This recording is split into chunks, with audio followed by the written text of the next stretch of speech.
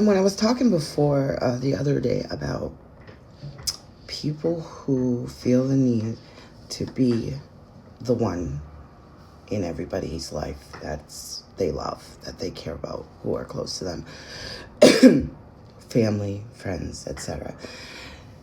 They need to be taking care of all of them, which is impossible to be taking care of all these other people in all their situations. But they feel like they need to fix things. It's a need for control of things that they feel out of control of. It's like, fear. Like, I used to feel like if I wasn't thinking about my friends or family and that bad things might happen to them, because when I wasn't around, things happened that I wasn't there for. It's kind of crazy to think that way. You are not God, the Almighty who has his hand in everything, because you're a human being. God's not stuck with all the physical stuff, earthly stuff. Like, God is just omnipotent. It's not your job to carry the weight of the world, of everybody's burdens.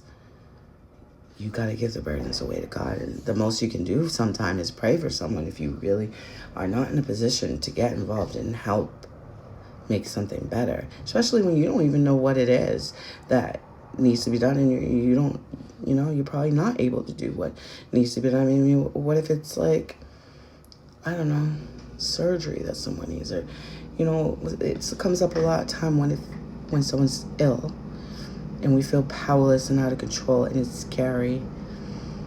And that's where detachment comes in too, because we don't understand why these things happen. Sometimes they are teaching us things and reminding us to take care of our bodies and stuff. Like, maybe we neglected ourselves for too long. We kept ignoring this symptom, that feeling, that thing.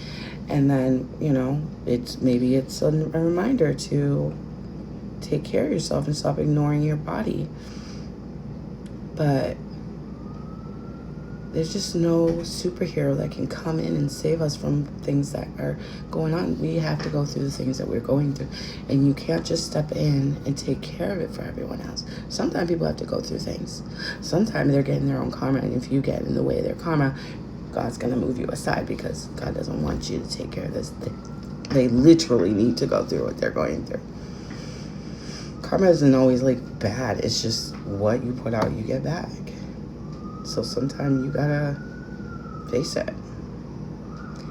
And all this to say, the people, there's different ways this can manifest, of feeling like you need to be in control of everything around you and everybody's lives. You gotta know what's going on. You can't live other people's lives for you. It is trauma. That is a trauma reaction. Just like feeling like you need something to be in control over, so you choose not to eat, or you choose to eat a lot, or you choose to eat all these things that you shouldn't eat because you weren't allowed to, or whatever. You don't brush your teeth, or you don't want to change your clothes because, you're taking control. Is it good for you? No, but that's what can happen, that kind of thinking. And it can be very hard. I know. Letting someone go through something, but letting them know that you're there and you care sometimes might be all you can do, along with prayer. And prayer is very real. You shouldn't focus on a problem when you pray. You should ask, for the grace, the understanding to bring peace into the situation, things like that. Ask for, the best possible outcome, the right people to get involved. If it's medical, you could be the right doctors. That's what I pray for when someone has to go in the hospital. I ask, please make sure that they get the exact right treatment for their condition, the right doctors who make the right decisions, all those kinds of things. That's doing something.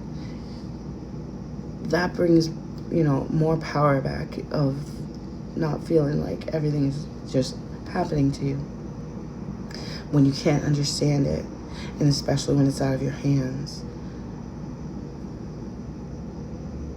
So you can ask for that understanding to ease your mind and the strength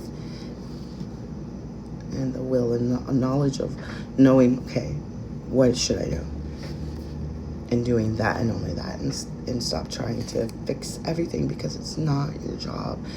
And you have to learn to trust. Not everything is going to work out the way you want it to all the time, but you just have to accept it, because you're not going to understand why. There's just way bigger than you sometime.